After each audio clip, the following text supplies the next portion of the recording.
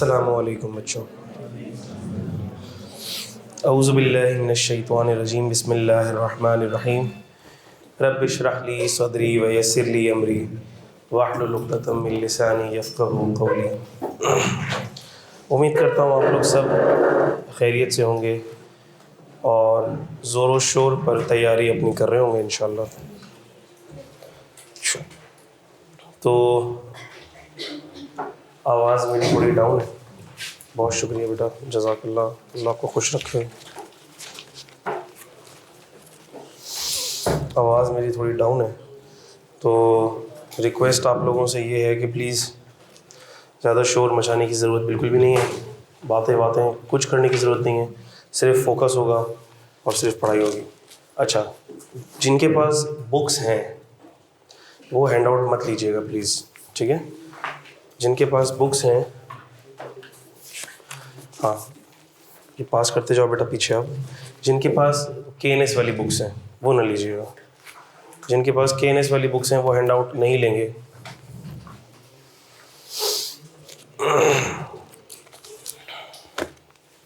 ठीक है ना यार, हम भी अपनी कॉस्ट बचाना है यार, इतना खर्चा क्यों करना है। किताबें हैं ना तुम लोगों के पास, मैंने मैसेज भी डाल दिया था सुबह। अच्छा, फिर भी अगर कुछ बच्चे ऐसे हों जो बुक्स ना लाए हों, उनको हैंड आउट की ज़रूरत हो, तो फिर वो मुझे बता दीजिएगा, मुझे और कॉपीज़ करानी पड़ेंगी। पहले ये ज़रा तश्कील कर लो, हैंड आउट की तश्कील कर लो, मुझे बताओ कितनों के पास नहीं है।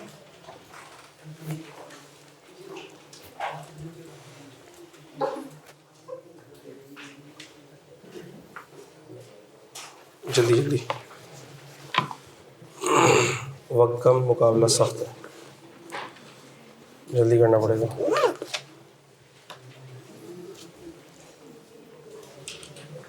हाँ भाई, कितने बच्चे ऐसे हैं जिनको ज़रूरत है हैंड आउट की? Please raise your hands. या आपके पास KNS की किताब होनी चाहिए या आपके पास हैंड आउट होना चाहिए। जिन बच्चों के पास दोनों में से कुछ भी नहीं है वो हाथ रेज करते हैं। चलो शुक्र, इसका मतलब कि अल्लाह पाक ने बरकत दे दी हैंड आउट्स में। शबे बेटा, अल्लाह के नाम से शुरू करते हैं। और थोड़ा सा सबसे पहले मैं ब्रीफ कॉन्टेक्स्ट बता दूं आपको इस वर्कशॉप का। पेपर के अंदर दिन कितने रह गए हैं, कोई बता सकते हैं मुझे? आज के बाद दिन ही नहीं कंफर्म है बच्चों को, दिन ही नहीं कंफर्म है। कैसे बच्चे हैं हमारे यार, दिन ही नहीं कंफर्म है यार। उम्मत में इत्तेफाक अगर दिनों पर नहीं हो पाया तो फिर फ़ायदा क्या। कितने दिन बाकी हैं? 19, 18, चलो कुछ नहीं, चलो 18 ले लेते हैं यार। चलो 18 दिन बाकी हैं। अब आप में से कुछ बच्चे ऐसे भी होंगे कि जिन्होंने क्लासेस पूरी ली होंगी, ढंग से ली होंगी, सारी क्लासेस ली होंगी, तो उनका तो खैर ये रिकैप हो रहा होगा, रिफ़्रेश हो रहा होगा, मज़ा आ रहा होगा। ऐसे बच्चे होंगे कि जिन्होंने क्लासेस बंक करी, मिस करी, आए नहीं आए, कॉन्सेप्ट्स मिस हो गए, कुछ समझ आया कुछ नहीं आया, 75% आ गया, 25% नहीं आया। ऐसे बच्चे ख़ास तौर पर जब कोई कॉन्सेप्ट डिस्कस हो रहा हो और उनको कोई चीज़ समझ में ना आए, please, this is the last opportunity before your examination. This is the last opportunity before your examination. कोई कॉन्सेप्ट में मसला है, कोई चीज़ अनक्लियर है, कोई डाउट है, हम हाज़िर हैं। यहाँ पर आपको एक्सप्लेन करेंगे, फिर भी नहीं समझ आती बात, ब्रेक में मेरे पास आ जाओ। फिर भी नहीं समझ आती बात, वर्कशॉप सेशन के बाद मेरे पास आ जाओ। लेकिन अगर अब भी ना समझा तो कब समझोगे? This is the last opportunity before your examination and we need to clear all our concepts before we go and attempt CAF 2। ठीक है। कुछ बच्चे ऐसे होंगे कि जिन्होंने बिल्कुल लेक्चर्स को स्किप किया, तबीयत से इग्नोर मारा। अच्छा, ऐसे कितने बच्चे हैं कि जो ऑनलाइन देख रहे थे लेकिन सिर्फ नाम का देख रहे थे और देख नहीं रहे थे कुछ भी? खुद से अपने आप को ज़रा सेल्फ असेस करके हाथ रेज कर दो। अच्छा से, यानी सारे पढ़ाकू बैठे हुए हैं यहाँ पे, ऐसा होगा नहीं खैर। तो बहुत से बच्चे ऐसे होंगे कि जिन्होंने ना ऑनलाइन के लेक्चर्स पाइल अप कर दिए होंगे, 2x की 3x की स्पीड के ऊपर नचाया होगा हमें। 3 नहीं होता, शुक्र, 2x की स्पीड के ऊपर देखे होंगे लेक्चर्स। तो ऐसे भी बच्चे प्लीज़ अटेंटिव रहें। इन 3 दिनों में हम इंशाल्लाह ताला बहुत कुछ डिस्कस करेंगे और बहुत कुछ अचीव करेंगे, कोशिश करेंगे। बाकी करने वाली ज़ात अल्लाह की है, कोशिश हमारे हाथ में है, वो हम ज़रूर कोशिश करेंगे। बाकी अल्लाह की ज़ात से मुझे उम्मीद है कि ये 3 दिन आप लोगों के लिए बेनिफिशियल रहेंगे, फ्रूटफुल रहेंगे। जिनकी तैयारी है उनको भी रिवाइज हो जाएगा। लेकिन कोई क्वेश्चन ऐसा हो मैं आपको करने को कहूँ, अब आपने ऐसे नहीं हाथ पे हाथ धरे बैठे रहना, सर ये तो हमने क्लास में किया था, उस वक्त भी किया था, नहीं दोबारा कर लो, क्या हो गया, कोई टेंशन नहीं, ठीक है। लेकिन प्रैक्टिस करनी पड़ेगी, हमें थोड़ा हाथ चलाना पड़ेगा, दिमाग चलाना पड़ेगा और बिल्कुल फोकस रहना पड़ेगा। बातें अब नहीं होंगी, अब टाइम नहीं है ना बातों का टाइम तो निकल गया, और फिर बातों का टाइम आएगा पेपर के बाद, फिर दिल खोल के बातें करना। लेकिन अभी इन 3 दिनों को फ्रूटफुल बना लो, इन 3 दिनों को अपने लिए बेनिफिशियल बना लो, ठीक है। तो सारे साथी सीरियस हैं। और एक बात मैं गारंटी के साथ कह सकता हूँ, कैफ 2 का पेपर इंशाल्लाह, ये पेपर ऐसा है, ये रुकना नहीं चाहिए पेपर। देखो इसके अलावा जो भी पेपर है ना कैफ स्ट्रीम के अंदर, वो इससे तो मुश्किल ही होंगे थोड़े बहुत। जिस बंदे ने ढंग से कैफ 2 पढ़ा है ना उसके लिए ये आसान है। लेकिन मैं हमेशा इस बात पे फोकस करता हूँ, जिसने ढंग से पढ़ा, जिसने कवरेज पूरी की, क्योंकि कोर्स बड़ा है, जिसने भी ढंग से कैफ 2 पढ़ लिया उसके लिए ये पेपर पास करना मुश्किल नहीं है। इंशाल्लाह अल्लाह की ज़ात से मुझे पूरी उम्मीद है कि ज़रूर भी ज़रूर उसका ये पेपर पास होगा ही होगा। अब सर पेपर रुक क्यों जाता है, कॉन्सेप्ट भी हैं, प्रैक्टिस भी हमने किसी न किसी दर्जे में किसी न किसी हद तक कर ली, फिर क्यों पेपर रुक जाता है हमारा? आप लोगों का पेपर इसलिए रुक जाता है क्योंकि आपको कॉन्फिडेंस ही नहीं है, कॉन्फिडेंस ही नहीं है। तो सर कॉन्फिडेंस कैसे आता है? कॉन्फिडेंस आता है प्रैक्टिस से। जितनी ज़्यादा आप लोग प्रैक्टिस करेंगे उतना ज़्यादा आपको कॉन्फिडेंस आएगा। अच्छा फिर क्या होता है सर, न्यूमेरिकल्स की तो हमने बहुत अच्छी प्रैक्टिस कर ली, प्रॉब्लम्स की तो हमने बहुत अच्छी प्रैक्टिस कर ली, थ्योरी हमें सही से याद नहीं है। नहीं तो भाई क्यों याद नहीं है, होनी चाहिए ना याद, इतने सारे दिन पढ़े हैं, कौन सी थ्योरी में ऐसी कोई ख़तरनाक चीज़ है जो आपको नहीं आती या नहीं आ सकती? जो हेड्स ऑफ इनकम से रिलेट करती है, जो सेल्स टैक्स से रिलेट करती है, वो तो वैसे ही इतनी प्रैक्टिकल थ्योरी है। बाकी जो याद करने वाला भी एलिमेंट है तो करना पड़ेगा ना याद। हेडिंग्स तो याद करोगे ना कम से कम, कि नहीं करोगे? हेडिंग्स भी आप याद कर लोगे तो भी आसानी से पेपर निकालोगे। देखो पेपर अगर आप लास्ट 2-3 अटेम्प्ट का पेपर देखोगे ना, तो सिर्फ अगर आपने न्यूमेरिकल एस्पेक्ट ही स्ट्रॉन्ग कर लिया तो ही आपका पेपर निकल जाना चाहिए। 60 मार्क्स का ऑन एवरेज न्यूमेरिकल्स में से ही दे रहा है टैक्स का एग्जामिनर आपका पेपर, कॉन्सेप्चुअली टेस्ट कर रहा है। मैं कह रहा हूँ छोड़ो, तो दफ़ा करो, 60 मार्क्स 50 तो देगा वो, 50 में से तो आपके 40 आने चाहिए, बाकी जो 50 थ्योरी का पोर्शन है उसमें से 10 भी ले लोगे तो पास हो जाएंगे। So the point is whatever you are preparing, prepare at your best. Theory के चैप्टर्स भी, जो चैप्टर 1, 2, 3 वाले 3 चैप्टर्स हैं जो आपकी किताब के चैप्टर हैं, ICAP की बुक के चैप्टर हैं, उसमें से 8 से 10 मार्क्स का सवाल हमेशा आएगा, बिल्कुल बच्चों वाला सवाल आएगा। सेल्स टैक्स कितना आसान पोर्शन है, सेल्स टैक्स में से 25 से 30 मार्क्स का सवाल हर टाइम में आएगा। बाकी इनकम टैक्स इतना सारा पढ़ा है तो पेपर पास नहीं कर सकते। Passing Kaif 2 is literally very easy, और इंशाल्लाह हमारी कोशिश ये होगी कि हम 3 दिन में उसी चीज़ को, अपने जो सारे कॉन्सेप्ट्स हैं, सारे की कॉन्सेप्ट्स हैं, उनको हम रिवाइज करें, उनको प्रैक्टिकल क्वेश्चंस के अंदर हम प्रैक्टिस करें। कुछ मैं आपको होमवर्क भी दूंगा, वो आपने घर पे भी सवाल को सॉल्व करना है। यानी कि आफ्टर दीज 3 डेज़ इंशाल्लाह आपका कैफ 2 रैप अप हो जाना चाहिए, अल्लाह की ज़ात से मुझे उम्मीद है। तो आओ बेटा अपने डिस्कशन का आगाज़ करते हैं, स्टार्ट करते हैं। अच्छा, मैं वो चीज़ें हाईलाइट ख़ास तौर पर करता रहूँगा उन स्टूडेंट्स के लिए कि जिनकी ये रीसेट अटैम्प्ट है, जिन्होंने पिछली अटैम्प्ट में दिया था, पेपर पास ना हो सका, जो चेंजेस हैं वो भी बड़ी इंपॉर्टेंट है। और ये आपको पता है कि ICAP का एग्जामिनर चेंजेस को ज़्यादा फोकस करता है। जो चीज़ फाइनेंस एक्ट में चेंज हो जाती है वो चेंज ICAP के एग्जामिनर के लिए इम्पॉर्टेंट होता है। तो हर टॉपिक में मैं आइडेंटिफाई करता रहूँगा कि क्या चीज़ इस अटेम्प्ट में चेंज थी, नई थी, जो कि आपने अपने जहनों में इनकॉर्पोरेट कर लेनी है। सर क्या कोई बहुत ज़्यादा ख़तरनाक चेंज है, कुछ ऐसा चेंज है कि बिल्कुल दुनिया इधर से उधर हो गई है? मैंने कहा नहीं, चेंजेस हमेशा माइनर हुआ करते हैं।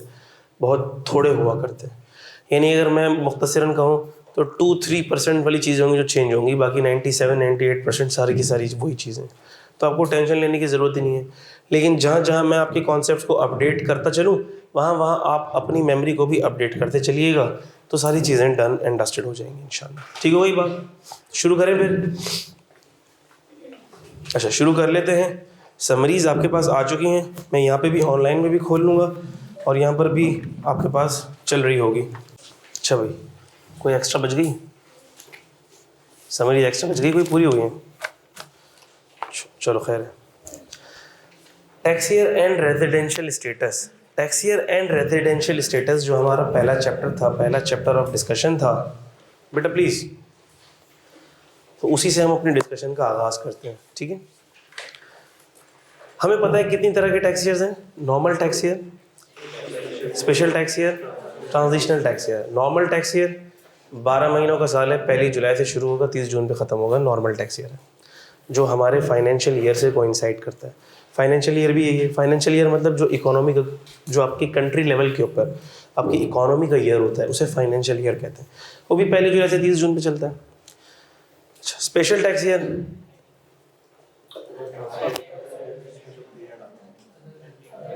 A period of 12 months ending other than 30 जून। ये भी 12 महीनों का ही साल होगा, लेकिन ये 30 जून के अलावा कहीं एंड हो रहा होगा।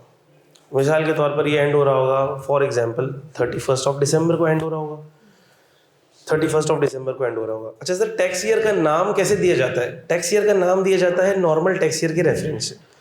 नॉर्मल टैक्स ईयर का नाम कैसे दिया जाता है? नॉर्मल टैक्स ईयर का नाम ऐसे दिया जाता है जिस कैलेंडर ईयर के अंदर वो नॉर्मल टैक्स ईयर का एंड फॉल कर रहा है। मिसाल के तौर पर 30 जून 2023, सर 1 जुलाई 2022 से शुरू हुआ, 30 जून 2023 पर ख़त्म हुआ, तो हम इसको क्या कहेंगे? Normal tax year 2023। Special tax year, अच्छा स्पेशल टैक्स ईयर अब 30 जून को तो ख़त्म नहीं हो रहा, ये तो सर किसी और ड्यूरेशन पे ख़त्म हो रहा है। मिसाल के तौर पर ये ख़त्म हो रहा है 31 दिसंबर पे ख़त्म हो रहा है, ये ख़त्म हो रहा है 30 सितंबर पे ख़त्म हो रहा है, ये 31 मार्च पे ख़त्म हो रहा है। अब क्या करें?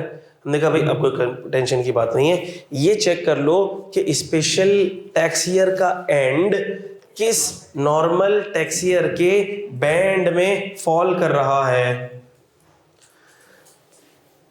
ये नॉर्मल टैक्स ईयर का बैंड आ गया 1 जुलाई 22 से 30 जून 23। हमने कहा सर इसे कहेंगे नॉर्मल टैक्स ईयर 2023।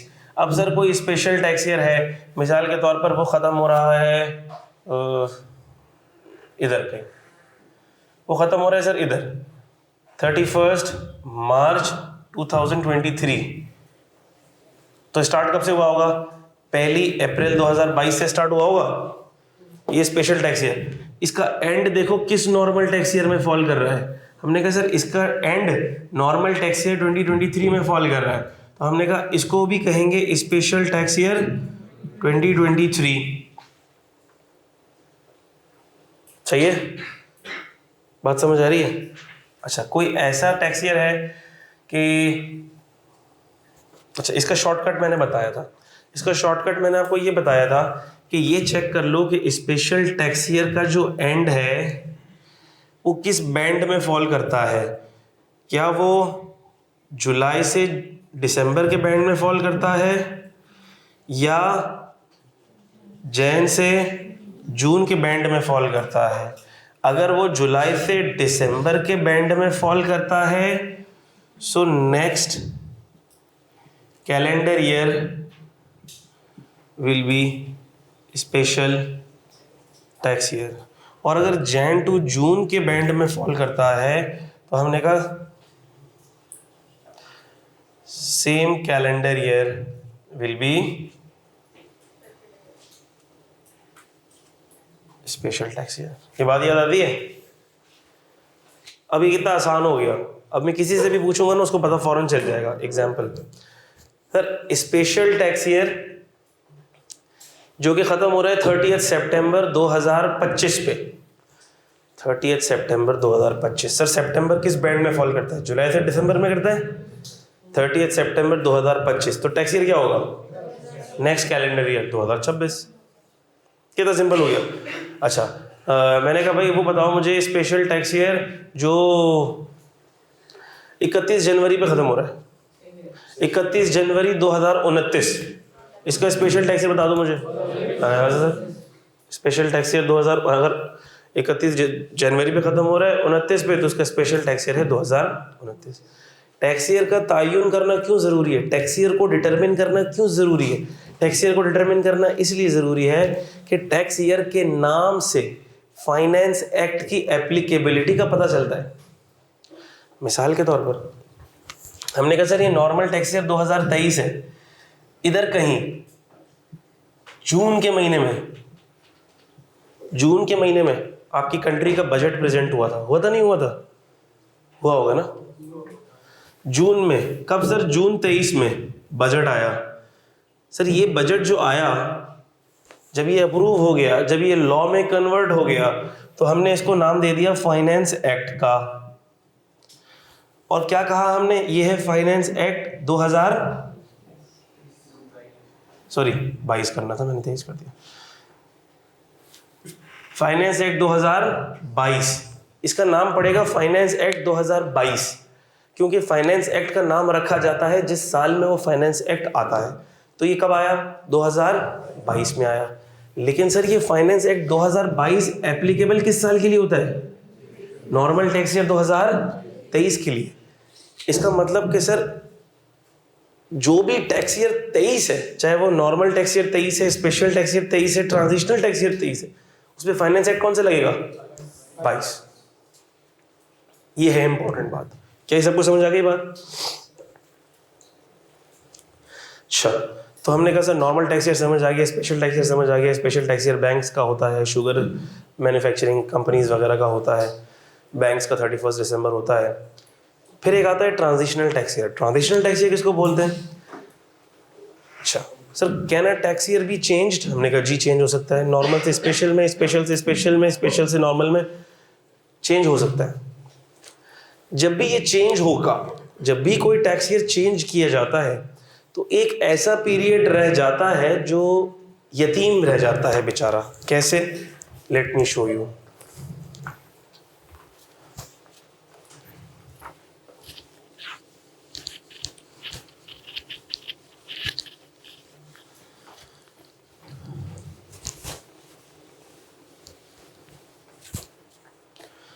ये नॉर्मल टैक्स ईयर है,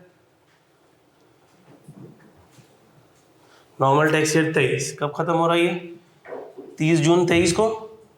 और हमने कहा सर अब हमें अपना टैक्स ईयर चेंज करना है। अच्छा भाई चेंज करना है तो कर लो। अच्छा जी, ऑनलाइन वालों को बोर्ड नजर नहीं आ रहा, तो डबल क्लिक करेंगे तो नजर आ जाएगा ना। अच्छा चलो ठीक है।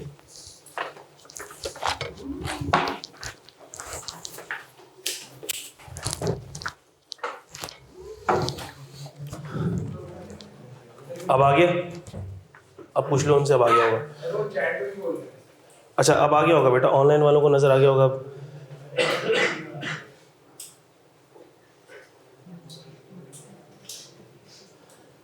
नहीं, वो आपके पास ऑप्शन होता है, आप स्विच कर सकते हैं बोर्ड व्यू और स्लाइड व्यू, ठीक है? ये आपके पास ही ऑप्शन होता है। दुनिया की सारी चीज़ें आती हैं, ये छोटी छोटी टेक्निकलिटीज ही नहीं आती तुम लोगों को यार। क्या? हाँ आप स्विच कर दो। ये तो मैं आ गया ना फिर, ये तो मैं नहीं चाह रहा था।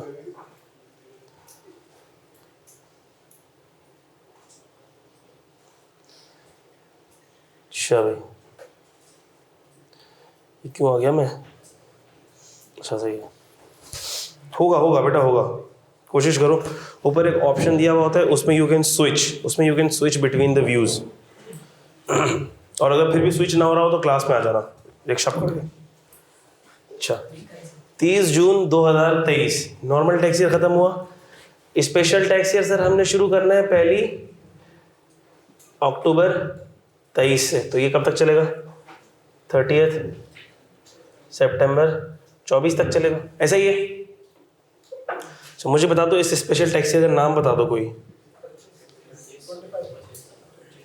Good, special tax year 25। Sir normal से स्पेशल में चेंज तो हो गया, ये पहले नॉर्मल था अब हमने चेंज करा लिया, तो लेकिन सर अब ये वाला पीरियड ऐसा है जो बेचारा यतीम रह गया, जो ना उस टैक्स ईयर में आ रहा है ना इस टैक्स ईयर में आ रहा है, कह रहा है मुझे क्यों निकाला। हमने कहा आपको हम बिल्कुल नहीं निकालेंगे और बिल्कुल आपकी इनकम भी निकालेंगे और उस पर टैक्स भी देना पड़ेगा, लेकिन इसे हम कहते हैं ट्रांजिशनल टैक्स ईयर। क्या कहते हैं? यानी कि the period from the end of last full tax year till the beginning of new tax year is called transitional tax year. Transitional tax year का जो पीरियड होता है वो लेस देन 12 मंथ्स हुआ करता है, ठीक है। इसका नाम कैसे रखा जाता है? बिल्कुल सेम स्ट्रैटेजी जो स्पेशल टैक्स ईयर के नाम के लिए थी वही इसके लिए होगी। हम ये देखेंगे कि ट्रांजिशनल टैक्स ईयर का एंड किस नॉर्मल टैक्स ईयर में फॉल कर रहा है। ट्रांजिशनल टैक्स ईयर का एंड क्या है बोलो? 30 सितंबर 23 किस टैक्स ईयर में फॉल कर रही है? हमने कहा सर ये नॉर्मल टैक्स ईयर 2024 में फॉल कर रहा है। इसका मतलब कि मैं TTY को नाम क्या दूं? Transitional tax year 24। ठीक हो गई बात, आसान बातें थी।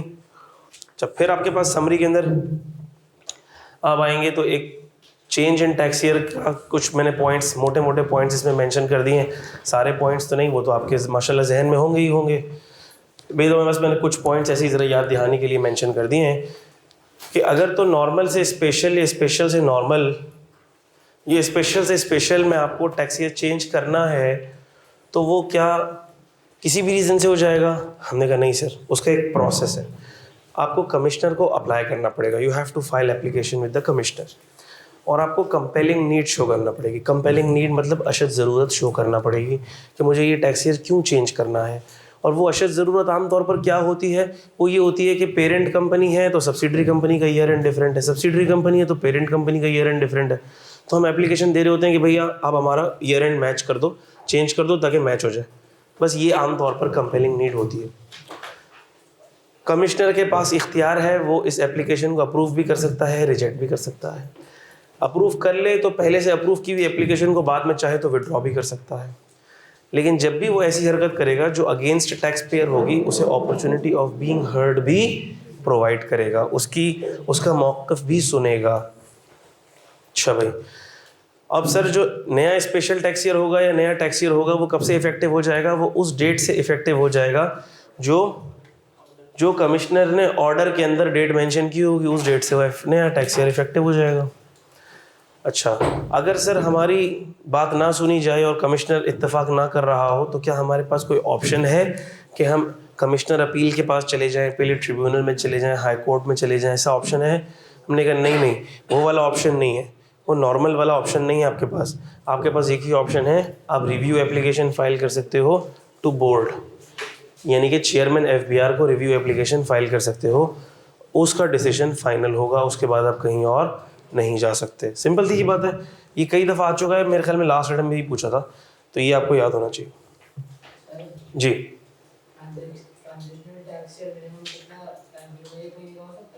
हाँ हो जाएगा, कोई इशू नहीं।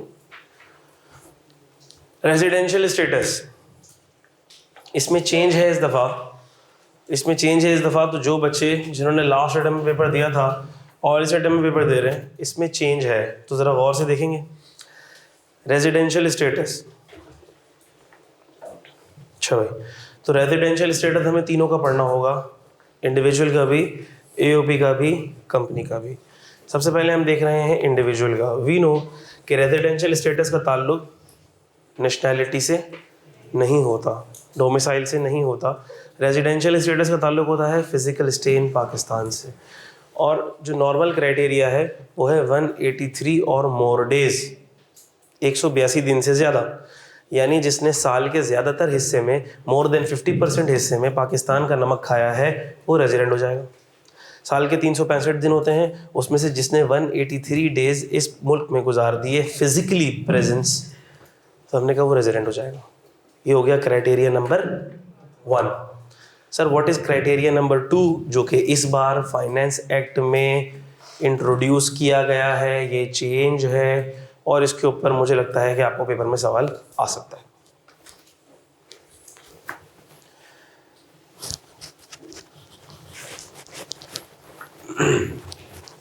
चलो, वो क्राइटेरिया क्या है?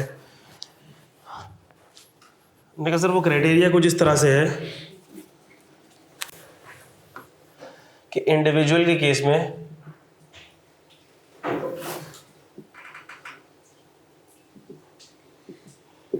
न्यू क्राइटेरिया,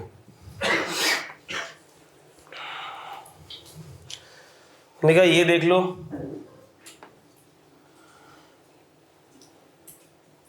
कि सिटीजन है या नॉन सिटीजन है। सर अगर नॉन सिटीजन है तो फिर 183 डेज क्राइटेरिया ओनली, फिर तो यही क्राइटेरिया लगेगा। लेकिन सर अगर तो है सिटीजन, तो हमने कहा सर अब इस पर 183 डेज वाला क्राइटेरिया भी लगेगा। अगर ये क्राइटेरिया नहीं लग पाता, फेल हो जाता है, तो हमने कहा अब इस पर दूसरा क्राइटेरिया भी लगेगा। क्या? मैंने कहा सबसे पहले ये देखेंगे कि सर क्या वो किसी और कंट्री में रेजिडेंट है।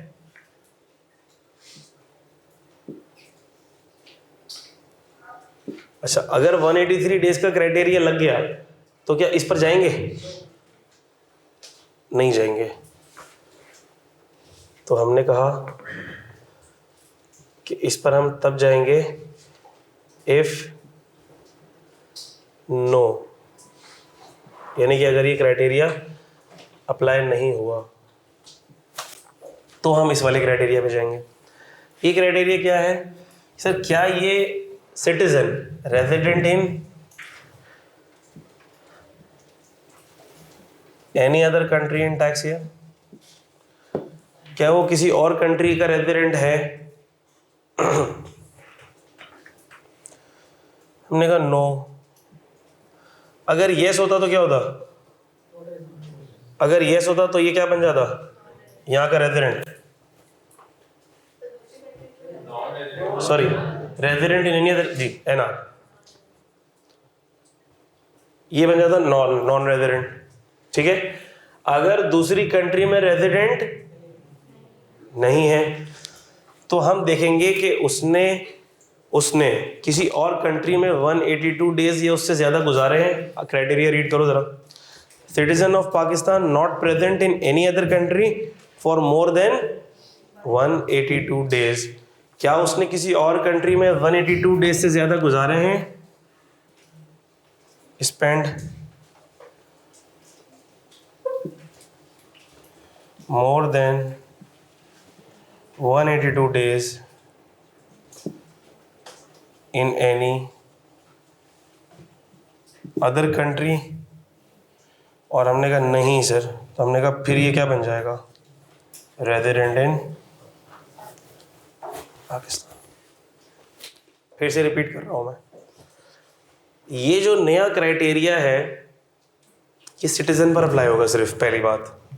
ये नॉन सिटीजन पर अप्लाई नहीं होगा। नॉन सिटीजन पर तो सर वही 183 डेज वाला क्राइटेरिया अप्लाई होगा।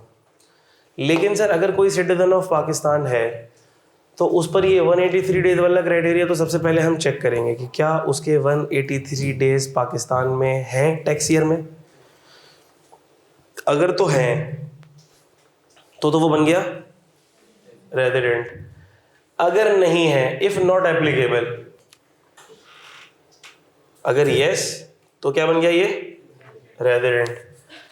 इफ नॉट एप्लीकेबल, अगर ये एप्लीकेबल नहीं है तो हमने कहा इधर आ जाओ, चेक करो क्या वो रेजिडेंट है इन any other country in that tax year. तो हमने कहा सर जी वो किसी और कंट्री में रेजिडेंट है। तो हमने कहा फिर हमारे लिए क्या हो गया? वो नॉन रेजिडेंट। सर किसी और कंट्री में रेजिडेंट नहीं है तो हमने कहा एक और चीज़ चेक करो, क्या उसने किसी और कंट्री में 182 डेज से ज़्यादा गुजारे हैं? नहीं सर, नहीं गुजारे हैं। तो क्या हो जाएगा, वो पाकिस्तान में रेजिडेंट हो जाएगा। तो इसको तसल्ली से देख के मुझे बता दो, किसी को इसमें मसला हो तो मैं दोबारा एक्सप्लेन कर दूं, वरना जिंदगी में आगे बढ़े हम। ये क्राइटेरिया में चेंज है, इसलिए मेरे हिसाब से ये इस अटेम्प्ट के लिए इंपॉर्टेंट एग्जामिनेबल एरिया है।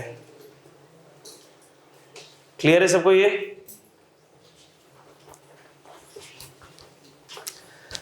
चलो भाई, मैं ज़रा 2 मिनट के लिए ज़रा स्क्रीन शेयर स्टॉप करता हूँ ताकि ये रिकॉर्डिंग में भी आ जाए। ठीक है,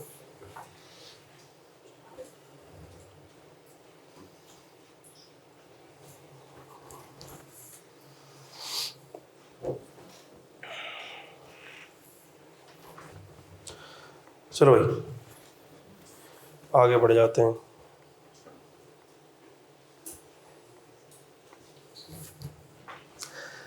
इंडिविजुअल का एक तो ये क्राइटेरिया हो गया। दूसरा एक और क्राइटेरिया भी था गवर्नमेंट एम्प्लॉइज़ के लिए। Government employees posted abroad will be resident irrespective of physical stay. ये बात हमें बहुत अच्छे से पता है। डेज की काउंटिंग का रूल बहुत सिंपल है, part of the day that an individual is present in Pakistan will be counted as a whole day, including day of arrival, day of departure, day of lockout, delay in receipt of supplies, holiday, public holiday, हर चीज़ पूरा दिन count किया जाएगा। Simple है। Company का residential status क्या होगा सर, कैसे होगा?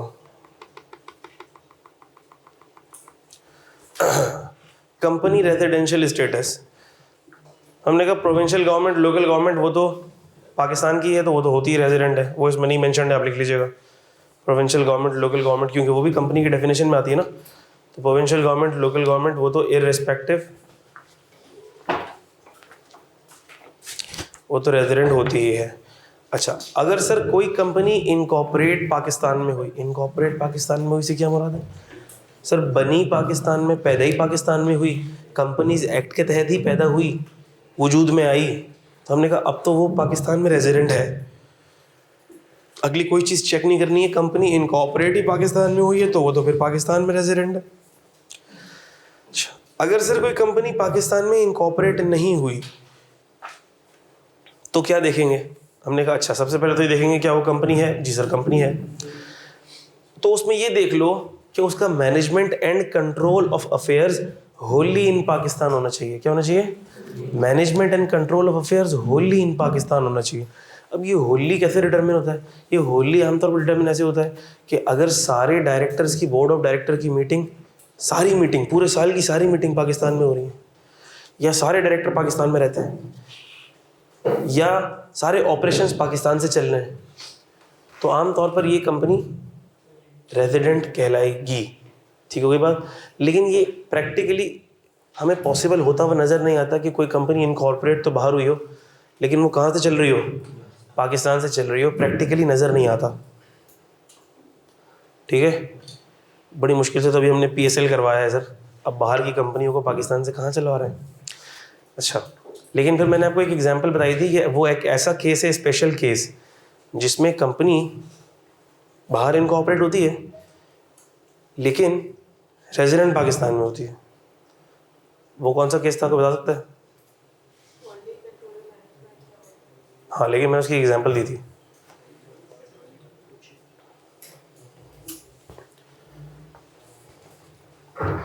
कोई बात है ना, रिवाइज कर लो। ये किसका हेलो आ गया? किसी का हेलो मिक्स हो गया ये। अच्छा,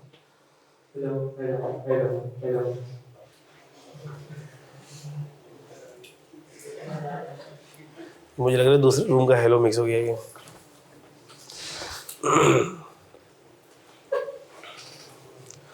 बात कर लेते हैं इससे पहले ज़्यादा कुछ मिक्स हो जाए। बातें नहीं बेटा।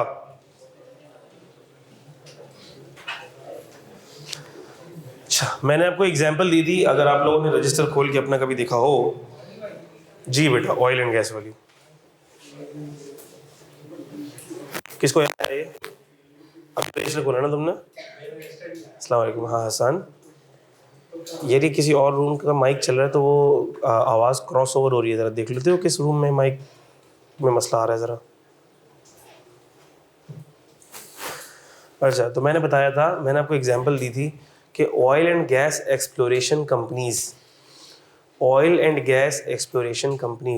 और मैंने उसकी एग्जांपल भी दी थी आपको, United Energy Petroleum, UEP, United Energy Petroleum, UEP. ये वो कंपनी है जो पाकिस्तान में इनकॉर्पोरेट नहीं हुई है, लेकिन इसके जितने भी एक्सप्लोरेशन और प्रोडक्शन, जो भी गैस एक्सट्रैक्शन, ऑयल एक्सट्रैक्शन के जो ऑपरेशंस हैं वो सारे पाकिस्तान में बेस करते हैं, इसीलिए वो कंपनी रेजिडेंट इन पाकिस्तान है। ठीक है, तो ये एक चीज़ आपको आम तौर पर ऐसी एक्सप्लोरेशन कंपनीज में नज़र आ सकती है, बाकी कंपनीज में नज़र आने का चांसेस ना होने के बराबर है। एओपी का रेजिडेंशियल स्टेटस आसान है, कंपनी के अंदर हमने कहा होली, सारी मीटिंग, सारे डायरेक्टर, सारे operation, nothing less than whole. लेकिन एओपी में हमने कहा होली और पार्टली भी ऑपरेशंस पाकिस्तान में होंगे तो हम उसको बोल देंगे कि तू क्या है, रेजिडेंट है। आसान बात है। अच्छा भाई, अच्छा अब मेरी एक और बात भी सुन लो मेरे बच्चों। मैं जाहिर सी बात है एक स्पीड पे चलूँगा लेके, क्योंकि मुझे कॉन्सेप्ट भी कवर करने हैं, फिर प्रैक्टिस भी करवानी है। अभी कोई हेलो हेलो कर रहा था, आवाज़ यहाँ आ रही थी यहाँ के स्पीकर में। तो ज़रा देखते हो कौन सी रूम के अंदर ये माइक क्रॉस ओवर हो रहा है, ज़रा देख लो, पता नहीं क्या हो गया मसला।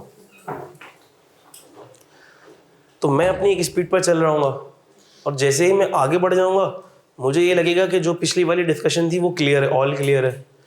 अब अगर वो ऑल क्लियर ना हो तो मुझे रोकना आपका काम है कि सर इस चीज़ को ज़रा क्लियर कर दें, क्योंकि जाहिर सी बात है हमें कम वक्त में ज़्यादा दरिया को कूजे में बंद करना है, कम वक्त में हमें ज़्यादा कवर करना है। तो जिधर आप लोग फंस रहे हो, कोई कॉन्सेप्ट आपने कहा सर रुक के ज़रा इसको दोबारा, तो फिर आप मुझे खुद रोक लीजिएगा, ठीक हो गई बात, या नोट कर लीजिएगा और मुझसे ब्रेक में पूछ लीजिएगा जब मैं ब्रेक दूंगा। तो ये अब आपका काम है। इतने आप लोग मैच्योर लग रहे हैं मुझे शक्ल से, थोड़े नहीं भी लग रहे तो मैं क्या बोलूँ। अच्छा, फिर हमने कहा सर फॉरेन सोर्स इनकम की टैक्सेबिलिटी के कुछ स्पेशल केसेस हैं, taxability of foreign source income and related exemptions. अच्छा, ये बहुत इंपॉर्टेंट। अच्छा, इससे सवाल पिछले अटेम्प्ट में आ चुके हैं, तो इस अटेम्प्ट में आने के चांसेस मुझे थोड़े कम लगते हैं, लेकिन बहरतौर हर चीज़ हमें आनी चाहिए, आसान है। Taxability of foreign source income and related exemptions. हमने कहा सर रेजिडेंशियल स्टेटस या रेजिडेंट होने से हुआ क्या। रेजिडेंट होने से हुआ ये कि जो बंदा रेजिडेंट है उसकी पाकिस्तान सोर्स इनकम तो टैक्सेबल है ही है, हमने कहा फॉरेन सोर्स इनकम भी कहाँ टैक्सेबल हो जाएगी, पाकिस्तान में। इसका मतलब कि अगर सर कोई रेजिडेंट पर्सन है तो उसकी वर्ल्ड ओवर इनकम कहाँ टैक्स हो जाएगी, पाकिस्तान में। तो सर अब ये तो मसला हो गया। अब अगर किसी की फॉरेन सोर्स इनकम है तो हम उसके बारे में भी सवाल करेंगे। जी बिल्कुल सवाल करेंगे। सर क्या उससे बचने का कोई रास्ता है? मैंने कहा जी कुछ रास्ते हैं, कुछ रास्ते हैं। पहला रास्ता टैक्स ट्रीटी हो। टैक्स ट्रीटी क्या चीज़ होती है? दो मुल्कों के दरमियान मुआहदा। मिसाल के तौर पर पाकिस्तान और यूएस का दरमियान एक एग्रीमेंट हो गया। क्या एग्रीमेंट हो गया? पाकिस्तान और यूएस के दरमियान ये एग्रीमेंट हो गया कि अब जो बंदा पाकिस्तान में रेजिडेंट है ना, जो रेजिडेंट पाकिस्तान में है और उसकी यूएस से इनकम आ रही है, तो हमने यूएस से एग्रीमेंट कर लिया कि उसको हम टैक्स नहीं करेंगे, वो आप ही टैक्स कर लो। और जो बंदा यूएस में रेजिडेंट है उसकी पाकिस्तान से कोई इनकम आ रही है तो यूएस ने बोला भैया ये तुम ही टैक्स कर लो, ये हम टैक्स नहीं करेंगे। तो टैक्स ट्रीटी से होता ये है कि एक इनकम दो जगह टैक्स नहीं हो रही होती। लेकिन अगर टैक्स ट्रीटी नहीं है तो क्या दो जगह टैक्स हो जाएगी? हो जाएगी, क्योंकि टैक्स ट्रीटी हमारी कुछ 60-65 ममालिक से है, उसके अलावा जितने ममालिक हैं उनसे नहीं है टैक्स ट्रीटी। तो हमने कहा अगर टैक्स ट्रीटी नहीं है तो सर वो फिर इनकम डबल टैक्स हो जाएगी। कौन सी इनकम? Foreign source income. हमने कहा sir foreign source income double tax हो जाएगी। अच्छा, जब वो डबल टैक्स हो जाएगी तो हम उसे एक बेनिफिट देंगे जिसे कहते हैं फॉरेन टैक्स क्रेडिट, वो हम पढ़ेंगे थोड़ी देर में। अच्छा, लेकिन सर क्या उसे टैक्स होने से बचाने के लिए और कोई तरीके हैं? हमने कहा जी कुछ केसेस हैं। अगर फॉरेन सोर्स इनकम उन केसेस में फॉल करती है तो फिर फॉरेन सोर्स इनकम टैक्सेबल नहीं होगी, जिसमें सबसे पहला केस कौन सा है? अच्छा, ये तो हमने पढ़ लिया, taxability subject to TT, foreign source income of short term resident. तो हमने कहा अगर कोई शॉर्ट टर्म रेजिडेंट है और वो फॉरेन सोर्स इनकम अर्न कर रहा है, तो हम उससे उसकी फॉरेन सोर्स इनकम का सवाल नहीं करेंगे। उसकी क्या कंडीशंस है, आओ ये देख लेते हैं। हमने कहा सर ये एग्जेम्पशन अप्लाई होगी किस पे, इंडिविजुअल पर, और वो साथ में क्या भी हो, रेजिडेंट भी। देखो तभी मसला होगा ना, रेजिडेंट है तभी मसला हो रहा है ना, रेजिडेंट है तभी उसकी FSI टैक्स हो रही है ना। तो इंडिविजुअल भी होगा और क्या भी होगा, रेजिडेंट होगा। Resident by reason of employment, और वो रेजिडेंट है by reason of employment, job वॉब के लिए आया हुआ है यहाँ पे, या हमने उसको बुलाया हुआ है। पीरियड देखो जरा, और नॉट एक्सीडिंग 3 years, और उसका जो पीरियड ऑफ स्टे है वो नॉट एक्सीडिंग 3 years है। 3 टैक्स ईयर्स नहीं लिखा हुआ ये मेरे बच्चों, कंफ्यूज नहीं हो जाना। फॉर नॉट एक्सीडिंग 3 years है। इसका मतलब क्या हुआ,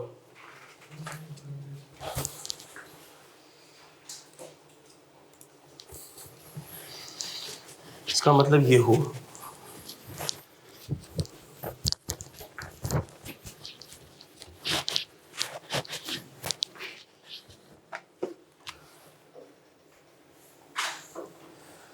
पहली जुलाई 22 से 30 जून 23, कोई बंदा यहाँ पर आ गया, पहली सितंबर 22, और क्या पर्पज है, solely by reason of employment, solely by reason of employment. अच्छा, हमने कहा उसका period should not exceed 3 years। इसका मतलब क्या है कि सर ये पहली सितंबर से आया है 22, पहला साल कब हो जाएगा, 23, दूसरा 24, तीसरा 25। तो हमने कहा सर ये पहली सितंबर 22 को आया है, तो 31 अगस्त 2025 तक ये वापस चला जाए, उसका फिजिकल स्टे 3 साल से ज़्यादा का नहीं होना चाहिए। लेकिन अगर एग्जाम में सवाल दिया हुआ है कि इसका एम्प्लॉयमेंट कॉन्ट्रैक्ट डे 1 से 4 साल का है, तो क्या ये शॉर्ट टर्म रेजिडेंट बनेगा, ये डे 1 से नहीं बनेगा।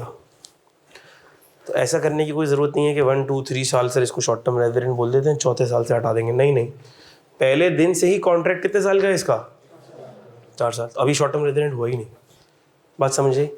अच्छा सर 2 साल तक एग्रीमेंट था, फिर 2 साल के बाद फिर मज़ीद 2 साल के लिए रिन्यू हो गया, तो हमने कहा ठीक है फिर 2 साल तक तो वो शॉर्ट टर्म रेजिडेंट होगा, लेकिन फिर उसके बाद रिन्यू हो गया 2 साल के लिए, तो इसका मतलब कि जैसे ही रिन्यू हुआ अब वो शॉर्ट टर्म की डेफिनेशन से बाहर निकल गया, तो अब तीसरा साल भी उसको STR की एग्जेम्पशन नहीं मिलेगी, ये बात याद रखना। मोहम्मद कुछ पूछ रहे हो? 3 अभी मैंने क्या बताई, इतनी बड़ी बात क्या बताई, फिजिकल हिस्ट्री की बात हो रही, टैक्स ईयर की बात नहीं हो रही। अच्छा भाई, तो ये बातें आपको समझ आ गई हैं, तो आगे चल लेते हैं। अच्छा, लेकिन सर ये एग्जेम्पशन किस पर अप्लाई नहीं होगी, नंबर 1 तो हमने कहा ए प्यारे फॉरेनर, तुम जॉब के लिए आए हो, हमारे मुल्क में वैसे ही कोई नहीं आ रहा, यहाँ से लोग भाग रहे हैं, आप हमारे मुल्क में जॉब के लिए आए हो, तो हम आपको पहला बेनिफिट क्या देंगे, आपकी जो फॉरेन सोर्स, और अगर आप शॉर्ट टर्म रेजिडेंट हो तो आपकी फॉरेन सोर्स इनकम एग्जेम्प्ट हो जाएगी, ठीक होगी बात। लेकिन ये एग्जेम्पशन किस पर अप्लाई नहीं होगी, FSI abroad received in Pakistan. अगर मिसाल के तौर पर चाइना में आपकी कोई इनकम आ रही है, ठीक है आ रही है, उसको वहीं रखो, उसको अगर आप इधर लेकर आओगे तो फिर देख के हमारी नीयत ख़राब हो जाएगी, फिर हमें टैक्स लगाना पड़ेगा, दिल चाहेगा हमारा। तो आप उस फॉरेन सोर्स इनकम को वहीं रखो प्लीज़, बाहर ही रखो, ठीक है। अगर आप पाकिस्तान में ले आए तो हम टैक्स लगा देंगे। और दूसरा क्या है, अब वो आया तो एम्प्लॉयमेंट के लिए था, लेकिन यहाँ पर उसने साथ में कोई पार्ट टाइम बिजनेस कर लिया, महंगाई ज़्यादा है, इन्फ्लेशन ज़्यादा है, डॉलर का रेट कहाँ पहुँच गया, तो अब एक जॉब करके बेचारा अपने 20 बच्चों का पेट कैसे पालेगा, तो शाम में उसने ढाबा खोल लिया, ठीक है। चाइना से आया था, पता नहीं हमने किस काम पे लगा दिया उसको, ढाबा खोल लिया और उसने फिर चाइनीज़ नूडल्स बेचना शुरू कर दिए। हमने कहा उससे उसकी बिज़नेस इनकम भी आ रही होगी, तो क्या वो बिज़नेस इनकम टैक्सेबल होगी, जाहिर सी बात है टैक्सेबल होगी, वो तो है ही पाकिस्तान सोर्स इनकम, वो थोड़ी एग्जेम्प्ट होगी। अच्छा भाई, बिजनेस एस्टेब्लिश इन पाकिस्तान, वो भी टैक्सेबल होगी। अच्छा, अच्छा एक और बात, और जो इसकी एम्प्लॉयमेंट से सैलरी आ रही है वो टैक्सेबल होगी? वो तो होगी ना यार, वो तो पाकिस्तान सोर्स इनकम है, फॉरेन सोर्स की एग्जेम्पशन है। अच्छा, आमतौर पर बच्चे गलती क्या करते हैं पता है? ये जो FSI abroad received in Pakistan वाली बात है ना, इसे खुद ही खुद अपने दिमाग में इसके ऊपर भी अप्लाई कर देते हैं, रिटर्निंग एक्सपेट्रिएट वाले पे भी खुद ही खुद अप्लाई कर देते हैं। बेवकूफ़ होते हैं ना बच्चे हमारे, वो बोलते हैं सर इधर है ना, वो लॉ में ना लिखना भूल गया है गलती से, होगा सर इधर भी होगा, ये होगा। और यकीन करो, ये बताया मैंने क्लास में बताया, उसके बाद बच्चों के जब सवाल चेक किए, रजिस्टर देखा, ये गलती की हुई, बताने के बावजूद ही गलती की हुई। अब फिर कौन बताया तुमको? अल्लाह ही पूछे। अच्छा अब आ जाओ अगली एग्जेम्पशन। सर ये फॉरेन सोर्स इनकम की एग्जेम्पशन किसी और को मिल सकती है? हमने कहा जी मिल सकती है, रिटर्निंग एक्सपेट्रिएट को मिल सकती है। ये रिटर्निंग एक्सपेट्रिएट कौन मखलूक है? सर ये वो मखलूक है जो पता नहीं एग्जिस्ट करता है कि नहीं करता। लोग पाकिस्तान छोड़कर जा रहे हैं, ये पाकिस्तान वापस आ रहा है। अच्छा, ये पाकिस्तान वापस आ रहा है, यानी कि ये वो इंडिविजुअल है जो सिटीजन ऑफ पाकिस्तान भी है। तो ज़रा देख लेते हैं, इंडिविजुअल भी है, सिटीजन भी है, और फिर रेजिडेंट भी है, उसकी बात कर रहे हैं हम। और साथ में क्या है? NR। NR means non resident in 4 preceding taxes. पिछले 4 सालों में क्या भी है? नॉन रेजिडेंट भी है। हमने कहा अब क्या करें? तो सर अब उसको एग्जेम्पशन दे देते हैं। किस पर? PSI पे, FSI पे? FSI पे। सर कितने सालों के लिए? 2 सालों के लिए। In first year of residence and in second year of residence. In first year of residence and in second year of residence. अच्छा, इसके बाद अब मैं एक सवाल पूछ रहा हूँ, मुझे बताओ जरा,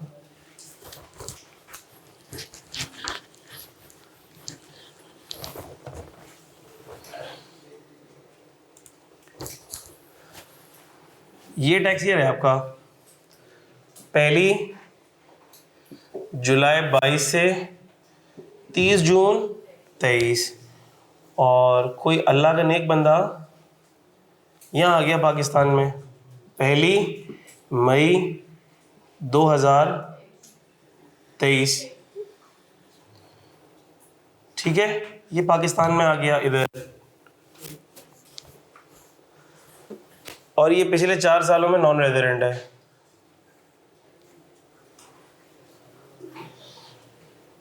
NRN 4 प्रीसीडिंग टैक्स ईयर्स। अब बताओ क्या ये रिटर्निंग एक्सपेट्रिएट है?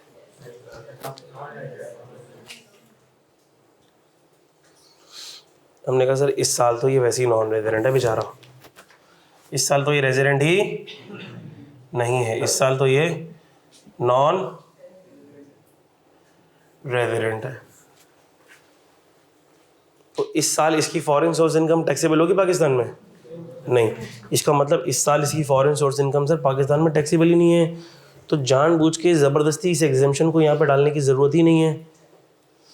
बात समझ आ रही है? हमें तो एग्जेम्पशन की ज़रूरत कब पड़ेगी? जब FSI टैक्सेबल हो रही होगी, उसको बचाने के लिए एग्जेम्पशन का सहारा लेंगे ना हम। जब FSI टैक्सेबल ही नहीं हो रही है तो हम इस एग्जेम्पशन का सहारा ही नहीं लेंगे। तो sir first year of residence कौन सा होगा इसका बताओ? सर इसका फर्स्ट ईयर ऑफ रेजिडेंस होगा टैक्स ईयर 24 और दूसरा 25। तो हमने कहा सर टैक्स ईयर 24 में और टैक्स ईयर 25 में ये 2 टैक्स ईयर्स ऐसे होंगे कि जिनमें हम उसको FSI की एग्जेम्पशन दे देंगे। याद रहेगी बात? अच्छा देखो, इधर FSI ब्रॉड रिसीव्ड नहीं लिखा हुआ है तो अपनी तरफ से मत डाल देना। यानी कि सर अगर इसने 2024 में FSI रिसीव कर ली पाकिस्तान में तो क्या उस पर एग्जेम्पशन अप्लाई होगी? जवाब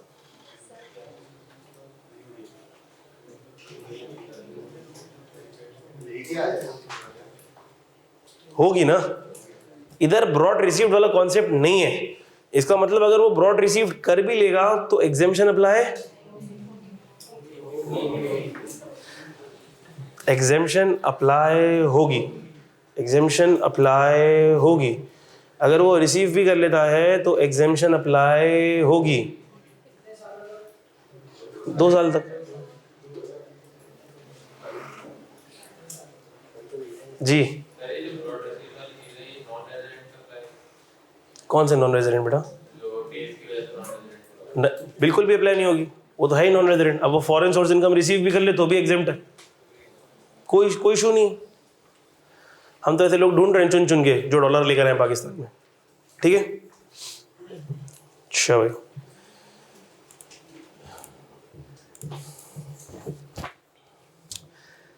और आखिरी है फॉरेन सोर्स। ये फॉरेन सोर्स इनकम की एग्जेम्पशन नहीं है, ये है फॉरेन सोर्स सैलरी की एग्जेम्पशन। यानी कि जो ऊपर की दो थी फॉरेन सोर्स इनकम की एग्जेम्पशन, उसमें सैलरी भी शामिल हो गई, लेकिन जो फॉरेन सोर्स सैलरी की एग्जेम्पशन है, क्या उसमें बाकी इनकम शामिल होंगी? नहीं होंगी। ये सिर्फ फॉरेन सोर्स सैलरी की एग्जेम्पशन है। पहली एग्जेम्पशन पढ़ो, tax deducted paid payable in foreign country. अगर फॉरेन कंट्री के अंदर किसी की फॉरेन सोर्स सैलरी इस साल उसने अर्न की है और उस पर टैक्स या तो कट चुका या पेड है या पेबल है, वो फॉरेन सोर्स सैलरी हम पाकिस्तान में दोबारा से टैक्स नहीं करेंगे। सर कोई कंडीशन वंडीशन है इसकी? हमने कहा कोई कंडीशन नहीं है, बस सिर्फ यही कंडीशन है कि वहाँ पर टैक्स पेड या पेबल होना चाहिए। अगर फॉरेन सोर्स सैलरी में से फॉरेन कंट्री को टैक्स पेड या पेबल है तो अब हम उस सैलरी को यहाँ पर डबल टैक्स नहीं करेंगे। और सर दूसरा केस कौन सा है? केस 2 है, citizen of Pakistan leaves Pakistan during tax year and remains abroad during that tax year. इसका मतलब क्या हुआ? इसका मतलब ये हुआ सर, इसकी मैंने दोनों की 2 अलग अलग एग्जाम्पल्स दी थी ड्यूरिंग क्लासेस, लेकिन अभी हर एग्जाम्पल को देने का टाइम नहीं है, थोड़ा जल्दी जल्दी निकालना है हमने चीज़ों को ना। मैंने ये एग्जाम्पल दी थी मिसाल के तौर पर, सीए फाइनलिस्ट का रिज़ल्ट आया 31 जनवरी को, 31 जनवरी को रिज़ल्ट आया, फरवरी के अंदर उसकी जॉब लग गई दुबई में, तो दुबई चला गया। लेकिन अगर फरवरी में दुबई में जॉब लगी है तो उसने फेब मार्च अप्रैल मई जून 5 महीने कहाँ गुजारे? दुबई में। 7 महीने कहाँ गुजारे? क्या रेजिडेंट हो गया? हो गया रेजिडेंट। अब सर उसने पाकिस्तान में 7 महीनों में पाकिस्तान सोर्स इनकम भी कमाई होगी और 5 महीनों दुबई में एफएसआई भी कमाई होगी और हो गया है वो रेजिडेंट। तो सर क्या उसकी पूरे 12 महीने की इनकम टैक्स होगी? क्या उसकी फॉरेन सोर्स सैलरी भी हम टैक्स कर लेंगे? अच्छा, तो हमने कहा एक कंडीशन है। पहली कंडीशन, क्या फॉरेन कंट्री में एम्प्लॉयर ने टैक्स काट लिया है? अपने कहा नहीं सर दुबई गया है तो दुबई में तो सैलरी पे टैक्स नहीं है। दूसरी condition, case 2, where citizen of Pakistan, तो ये सिर्फ किस पर एप्लीकेबल है exemption? Citizen of Pakistan. Citizen of Pakistan leaves Pakistan during a tax year and remains abroad during that tax year. अगर अब वो 30 जून तक बाहर ही है और वापस नहीं आया है तो अब हम उसकी फॉरेन सोर्स सैलरी पे टैक्स नहीं लेंगे। लेकिन अगर किसी वजह से वापस आ गया, 25 जून को मंगनी रख दी उसके अम्मा अब्बा ने, मतलब भाई वापस आओ मंगनी करके फिर चले जाओ, तो हमने कहा सर अब वो आ गया है तो अब वो वापस जा रहा है 5 जुलाई को, 10 दिन के लिए आया है, तो क्या अब वो टैक्सेबल हो जाएगी सैलरी? जी अब टैक्सेबल हो जाएगी, because he does not remain abroad till the end of tax year, उससे पहले पाकिस्तान आ गया, तो अब वो एफएसआई क्या हो जाएगी? टैक्सेबल हो जाएगी। क्लियर है? आगे बढ़ जाए।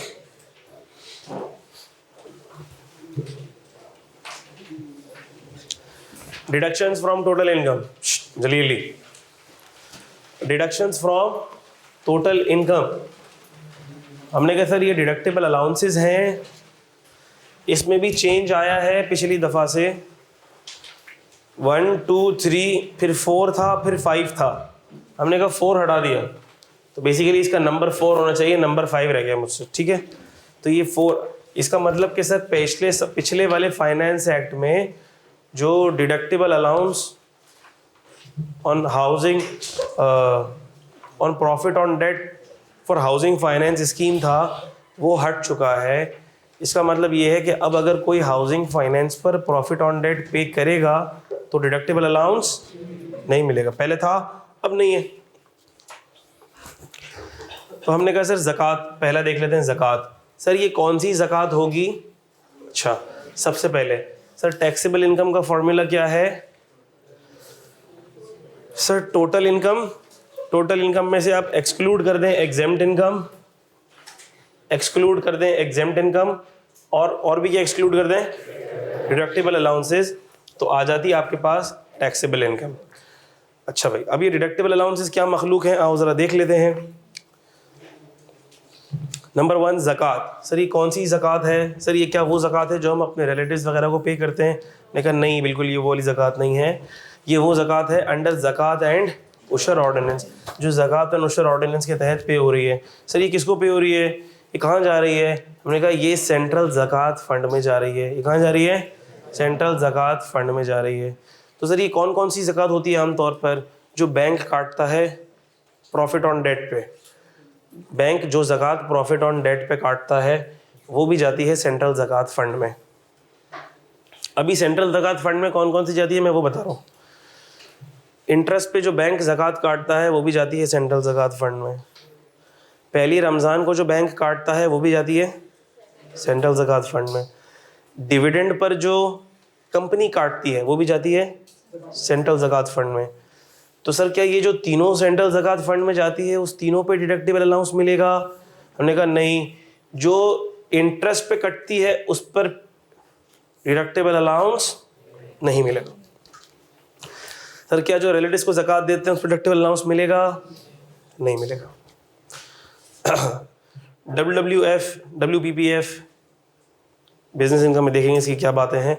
लेकिन अगर एग्जाम में कोई कंट्रीब्यूशन गिवन है कि WWF को कोई कंट्रीब्यूशन दिया है तो वो डिडक्टेबल अलाउंस ट्रीट होगा।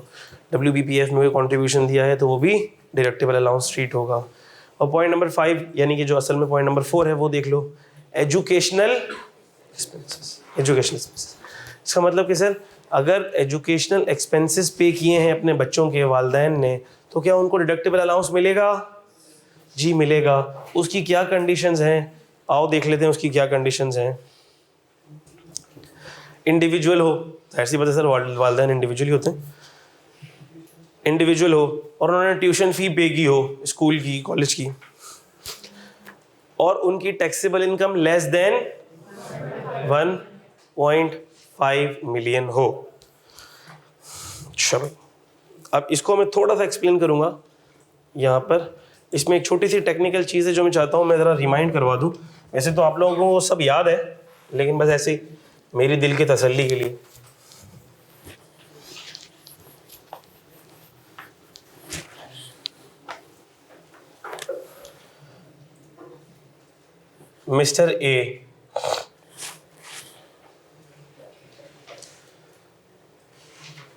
मिस्टर ए की टोटल इनकम है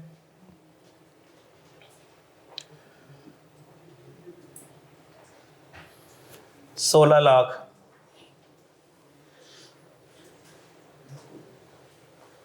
ज़कात अंडर ज़कात एंड उशर ऑर्डिनेंस 1 लाख।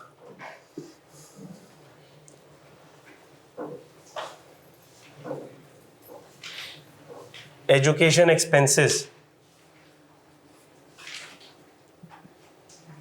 2 लाख। 3 चिल्ड्रन हैं और पर मंथ स्कूल फी है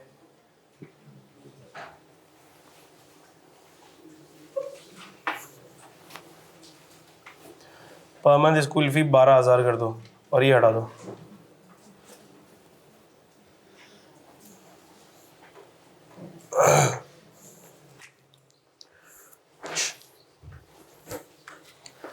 अब मैं कैलकुलेशन कर रहा हूँ, ज़रा देखना। हाँ, हमने कहा टोटल इनकम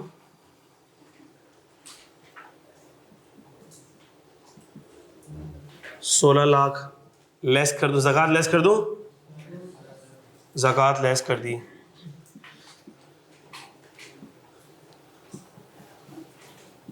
इसके बाद क्या लेस करूँ? इसके बाद क्या लेस करूँ? इसके बाद कुछ भी लेस नहीं करूँगा। वजह मैंने क्या लिखा है? Taxable income is less than 1.5 million. ये कौन सी टैक्सेबल इनकम है? जो एजुकेशन एक्सपेंस लेस करने से जस्ट पहले वाली है, जस्ट पहले वाली है। अभी एजुकेशन एक्सपेंसेस लेस करने से जस्ट पहले वाली कौन सी है? 15 लाख। तो क्या अब मैं एजुकेशन एक्सपेंस लेस कर सकता हूँ? नहीं कर सकता। तो ज़कात को कर दो 1,01,000 रुपया।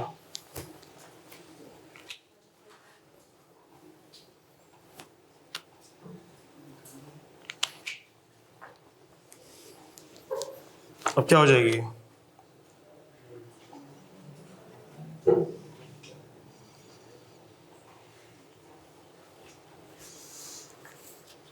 अब एजुकेशन एक्सपेंस अलाउंस कैलकुलेट होगा, तो करो जल्दी से। शक्ल क्या तो करो मेरी, जल्दी।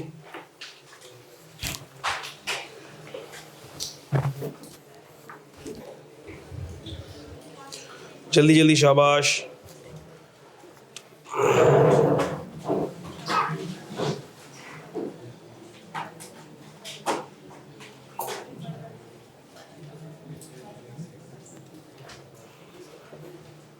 जल्दी, थोड़ा तेज हाथ चलाना पड़ेगा, वक्त कम, मुकाबला सख्त।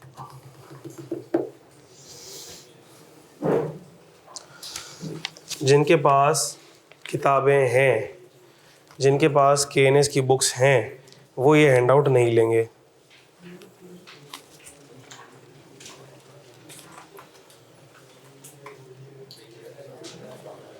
पीछे देती जाए बेटा, ये लो बेटा। जिनके पास KNS की बुक्स हैं वो ये हैंडआउट नहीं लेंगे।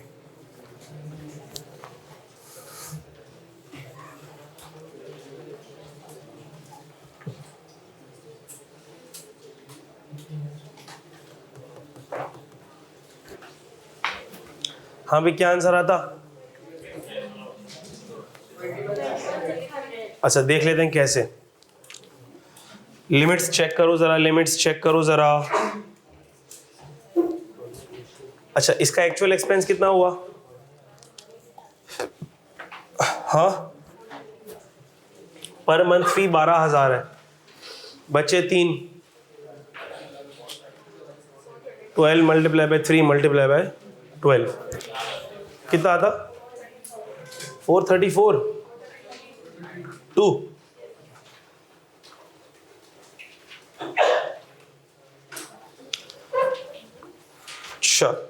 इधर देखो, अब 3 लिमिट्स हैं। लिमिट्स 3 है। पहली, 5% ऑफ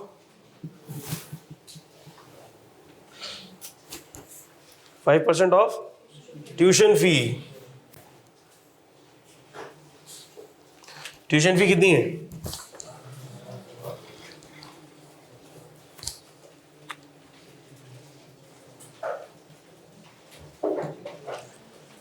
कितना निकला बोलो ये? 21,600। दूसरा है 60,000 इंटू नंबर ऑफ चिल्ड्रन, 180। और तीसरा क्या है? तीसरा क्या है? 25% ऑफ। ये कैसे निकलेगा? हमने कहा सर ये ऐसे निकलेगा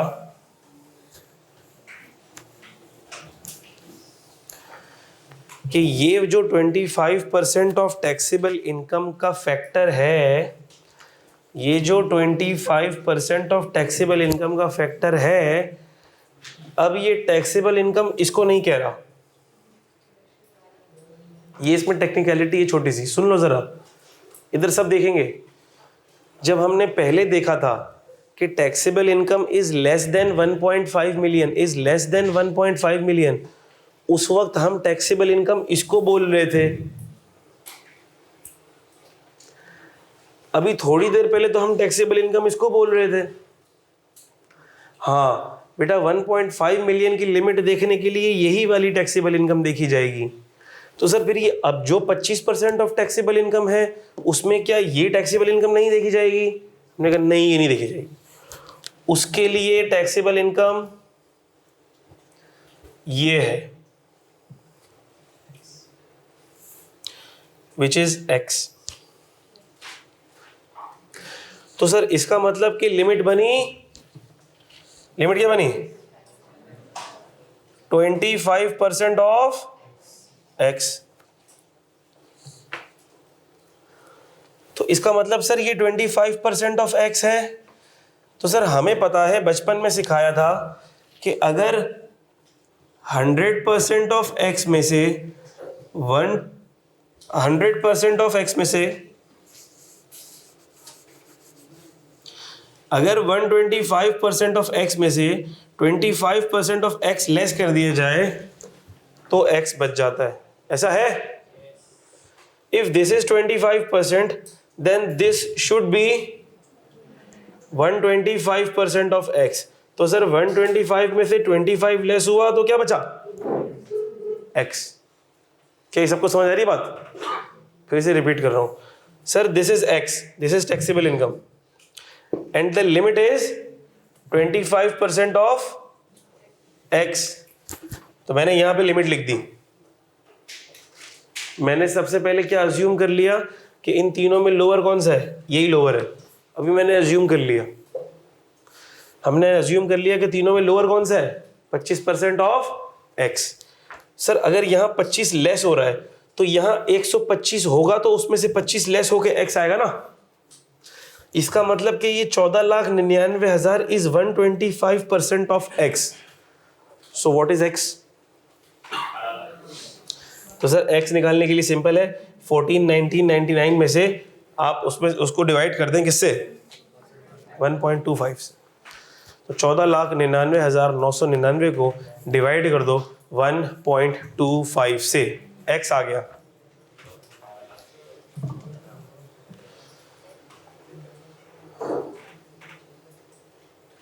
तो हमने कहा सर कुछ भी नहीं करना, सिंपल इसको आपने डिवाइड कर देना है और हमेशा ऐसे ही करना होगा। सही है? ये लिमिट निकालने के लिए आपको हमेशा ऐसे ही करना होगा कि एजुकेशनल अलाउंस से पहले वाली जो टैक्सेबल इनकम है उसको डिवाइडेड बाय 1.25 करो और मल्टीप्लाई बाय। अच्छा वैसे आपने जब इसको 1.25 से डिवाइड किया तो क्या आंसर आया? कितना? पूरा?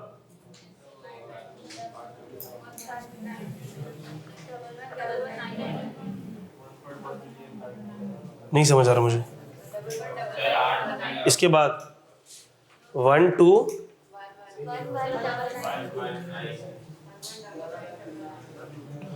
11 99 ऐसा? मैं खुद ही कैलकुलेट कर रहा हूँ भाई। बहुत शुक्रिया आप लोगों का, बहुत बहुत शुक्रिया इतनी मेहनत से जो आप लोगों ने 1499,999 डिवाइडेड बाय 1.25। तो सही तो लिखवाया था पहले यार आप लोगों ने।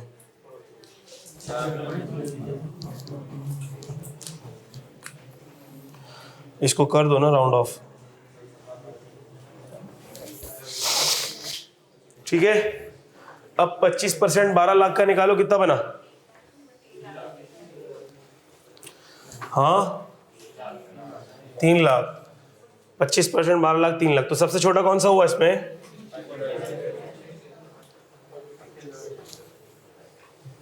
बोलो।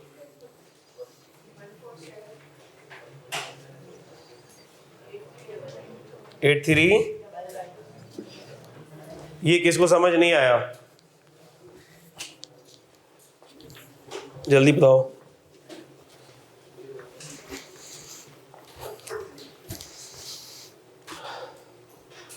ठीक है, जिंदगी में आगे बढ़ जाए।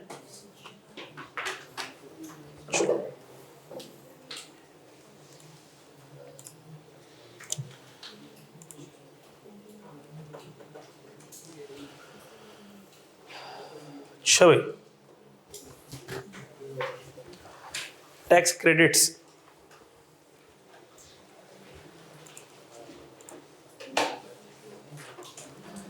अच्छा, जिस तरह से डिडक्टेबल अलाउंस में छोटा सा चेंज था उसी तरह टैक्स क्रेडिट में भी थोड़ा सा चेंज है, जरा देख लो।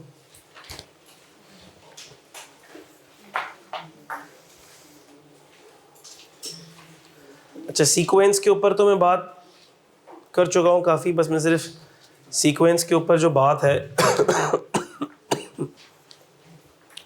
उसको मुख्तसर से रिपीट कर दूँ मैं सिर्फ, कि दरअसल जो सीक्वेंस है टैक्स क्रेडिट्स की, जो एज़ पर FBR ब्रोशर है, जो एज़ पर FBR पोर्टल है, उसके हिसाब से तो सेकंड शेड्यूल के क्रेडिट्स टॉप पे आते हैं, लेकिन जो आपके बुक का सीक्वेंस है, जो सजेस्टेड सॉल्यूशंस का सीक्वेंस है, उसमें सेकंड शेड्यूल के क्रेडिट्स बॉटम में आ रहे होते हैं। ठीक है, तो मैंने आपको ये कहा था आप कुछ भी कर सकते हैं, ट्रीटमेंट अप्लाई कर सकते हैं, लेकिन चूंकि आपकी किताब में इसको बॉटम पे लिया गया है, तो बेहतर यही है कि आप इसको बॉटम में कैलकुलेट करो और फिर एक नोट डाल देना आप, फिर एक नोट डाल देना। वो नोट हमने डाला भी था और हैंडआउट में मौजूद भी था। ठीक है, ताकि एग्जामिनर अगर उस ट्रीटमेंट को फॉलो करता हो तो नोट देख के समझ जाए कि आपको ये बात पता है। अच्छा, सबसे पहला credit foreign tax credit. Foreign tax credit किसको मिलेगा ज़रा देख लो। सर ये रेजिडेंट को मिलेगा, क्योंकि रेजिडेंट की ही फॉरेन सोर्स इनकम टैक्सेबल हो रही होगी, तो ये टैक्स क्रेडिट रेजिडेंट को मिलेगा। अच्छा, किस पे मिलेगा सर? उस फॉरेन सोर्स इनकम पर जो पाकिस्तान में क्या हो रही होगी, टैक्सेबल हो रही होगी। और नो टीटी मतलब नो टैक्स ट्रीटी। और सर उसने फॉरेन कंट्री में फॉरेन सोर्स टैक्स पे कर दिया है या पेबल है? टैक्स पेड या payable on FSI in foreign country. तो सर हमने कहा फिर फॉरेन टैक्स क्रेडिट कैसे मिलेगा? लिमिट आपको याद करना होगी, lower of foreign income tax paid in the foreign country या tax payable on foreign source income at Pakistan average rate of tax. ठीक है, तो Pakistan tax payable on FSI at average rate of tax और foreign income tax, उन दोनों में जो lower होगा उस पर मिलेगा। और एक कंडीशन ये भी है कि अगर तो फॉरेन कंट्री में वो फॉरेन इनकम टैक्स आपने 2 सालों तक पे नहीं किया तो फिर उसके बाद वो टैक्स क्रेडिट रिवर्स हो जाएगा। फिर हमारे पास कुछ बहन भाई वाले टैक्स क्रेडिट्स हैं, जिसमें हमारे पास हैं tax credit on donation, part 10 chapter 3 वाले, याद आ रहे हैं? टैक्स क्रेडिट ऑन डोनेशन, तो हमने कहा टैक्स क्रेडिट ऑन डोनेशन मिलेगा। सर डोनेशन किसको दिया जाए? तो हमने देखा था एनी बोर्ड ऑफ एजुकेशन या university established under federal law, provincial law. और क्या देखा था हमने? Any education institute, hospital, relief fund established by federal government, provincial government, local government, या approved NPO या entities mentioned in 13th schedule। Banking channel compulsory था और donation in kind की वैल्यू का एक रूल था जो मैं भी रिपीट नहीं करूँगा, वो आपको आता है। ठीक है, अच्छा रेट क्या था? At average rate of tax. Average rate of tax किस पर अप्लाई होगा? लोअर ऑफ 2 एक्चुअल डोनेशन या FMV of donation in kind, और 30% of taxable income, 20% in case of company and half limits in case of donation to associate. इसमें मुझे उम्मीद है किसी को कोई मसला नहीं होगा, कोई इशू हो तो मुझसे पूछ लो। एक बात जो मैं यहाँ पर एम्फेसाइज करना चाह रहा हूँ वो मेरे जहन से निकल गई, अभी मेरे जहन में आई थी, मैं बोलना चाह रहा था, हाँ याद आ गई मुझे। ये किसको मिलेगा? रेजिडेंट को मिलेगा, नॉन रेजिडेंट को मिलेगा? जल्दी से बताओ मुझे। हाँ यही तो बात है, ये रेजिडेंट को मिलेगा, नॉन रेजिडेंट को मिलेगा? अब अच्छा एक सेकेंड, इंडिविजुअल को मिलेगा? मैंने किधर लिखा है इंडिविजुअल को मिलेगा? तो मेरे बच्चों ये मैं इसलिए बताने के लिए मैंने ये सवाल पूछा, मेरे दिमाग में अभी अभी ये बात इसलिए आई क्योंकि फिर अपनी तरफ से तुम लोग इम्प्रोवाइजेशन कर देते हो फजूल की। इसमें मैंने कहीं लिखा कि इंडिविजुअल को मिलेगा, लिखा हुआ है। इसका मतलब सर ये पर्सन को मिलेगा, ये AOP को भी मिलेगा, ये कंपनी को भी मिलेगा, ये इंडिविजुअल को भी मिलेगा। इधर किसको मिलेगा? FTC किसको मिलेगा? रेजिडेंट। इंडिविजुअल लिखा हुआ है? जब नहीं लिखा हुआ तो नहीं लिखा हुआ ना भाई, रेजिडेंट पर्सन को मिलेगा। और यहाँ पे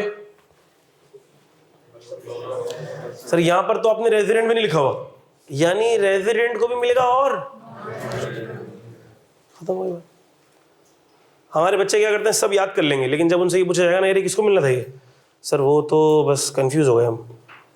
तो ये पक्का रखो कि कौन सा टैक्स क्रेडिट किसके लिए है, कौन सा रेजिडेंट के लिए, कौन सा नॉन रेजिडेंट के लिए, कौन सा दोनों के लिए, कौन सा इंडिविजुअल के लिए, कौन सा तीनों के लिए, ये दिमाग में बैठना चाहिए ना। अच्छा, तीसरा, tax credit on contribution to approved pension fund. तो अब वो बच्चे जिन्होंने पिछली अटेम्प्ट में पेपर दिया है उन्होंने कुछ नोट किया होगा। क्या नोट किया उन्होंने? 2 टैक्स क्रेडिट इसमें से गायब हो गए। एक tax credit investment in share सुकूक्स लाइफ इंश्योरेंस, वो ख़त्म हो गया, और दूसरा हेल्थ इंश्योरेंस वाला भी ख़त्म हो गया। तो हमने कहा जो बचा वो बता दें। Tax credit on contribution to approve pension fund किसको मिलेगा? रेजिडेंट को मिलेगा, नॉन रेजिडेंट को? हमने कहा सर ये मिलेगा एलिजिबल पर्सन को मिलेगा, एलिजिबल पर्सन को मिलेगा जो होगा सिटीजन ऑफ पाकिस्तान। रेजिडेंट के नॉन रेजिडेंट दोनों हो सकते हैं, लेकिन सर एक शर्त है कि उसकी या इनकम फ्रॉम बिजनेस या इनकम फ्रॉम सैलरी में कुछ ना कुछ मूवमेंट होनी चाहिए। यानी कि अगर उसकी सिर्फ IFP है और CG है तो उसको मिलेगा? नहीं मिलेगा। इनकम फ्रॉम बिजनेस या इनकम फ्रॉम सैलरी के हेड में कोई हलचल होनी चाहिए। अच्छा भाई, सर ये टैक्स क्रेडिट किस पे मिलेगा? ये उस प्रीमियम पे मिलेगा जो कि पेड हो to approve pension fund under voluntary pension system rules. ठीक है। अच्छा, और ये भी लिख दिया मैंने कि transfer of balance between funds is not eligible for tax credit. Sir ये किस रेट पे मिलेगा? Average rate of tax on lower of two actual premium 20% of taxable income. तो ये लिमिट्स क्या याद रहेंगी आपको इंशाल्लाह जी। Average rate of tax change नहीं करेंगे, सेम रखेंगे बेटा। ठीक है, average rate of tax same रखेंगे। FTC के लिए अलग होगा। सुनना, ये बच्चे का सवाल आया है, वैलिड सवाल है, मैं जरा इसको यहाँ पर एक्सप्लेन कर रहा हूँ ताकि इधर गलती ना हो जाए।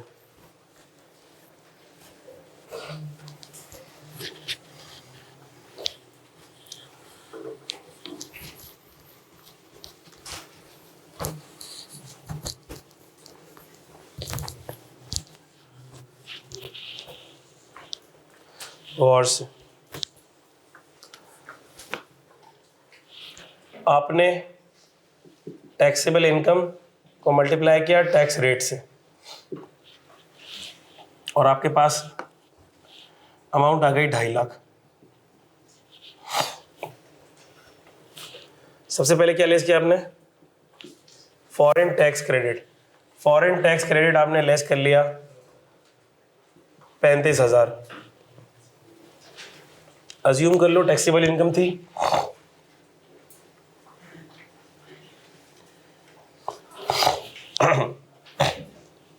25 लाख। ठीक है, FTC लेस कर लिया। FTC को लेस करने के बाद जो अमाउंट आया कितना आया? 2,50,000। अब यहां से लेस होगा क्या? Tax credit on donation. Tax credit on donation के लिए एवरेज रेट ऑफ टैक्स क्या रखेंगे बोलो? 215 divided by 25 lakh multiply by जो भी डोनेशन होगा। मिसाल के तौर पर वो डोनेशन है 30,000। जरा कैलकुलेट करो क्या आता है। देखो ये छोटी छोटी बातें गलत करने से अपने मार्क्स मत गंवा देना। करो 258 यही आ रहा। करो लेस। 189 200। एक और टैक्स क्रेडिट कैलकुलेट करो। Tax credit on APF contribution बताओ एवरेज रेट ऑफ टैक्स क्या रखूं? कौन सा? ये गलत है। 189, चलो बता दो जल्दी से। 212 420। अच्छा, अब इधर के लिए average rate of tax, average rate of tax के लिए मैं क्या ये लूंगा? ये वाला एवरेज रेट ऑफ टैक्स।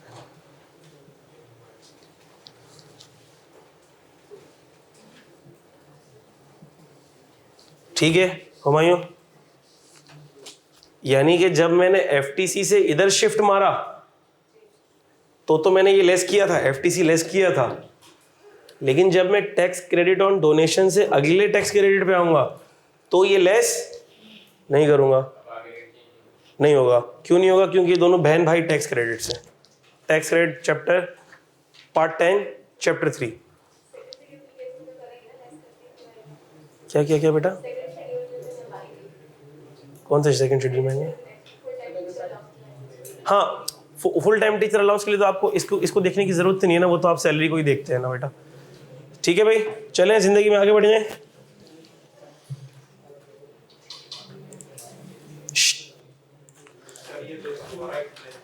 ये दोबारा एक्सप्लेन कर दूं?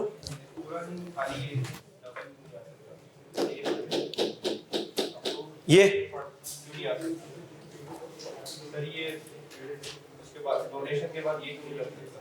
क्या नहीं लग सकता?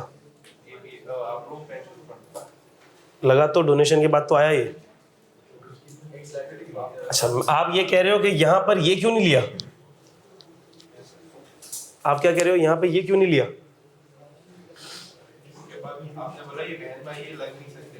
मैंने ये कहा कि ये बहन भाई टैक्स क्रेडिट्स हैं, इनमें average rate of tax same use होगा, मैंने ये कहा है। क्लियर है?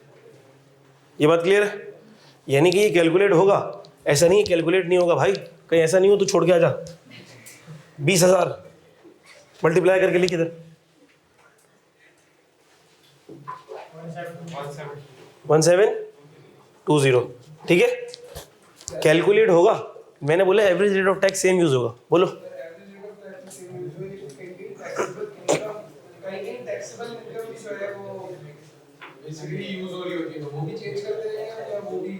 अब टैक्सेबल इनकम कैसे चेंज होगी?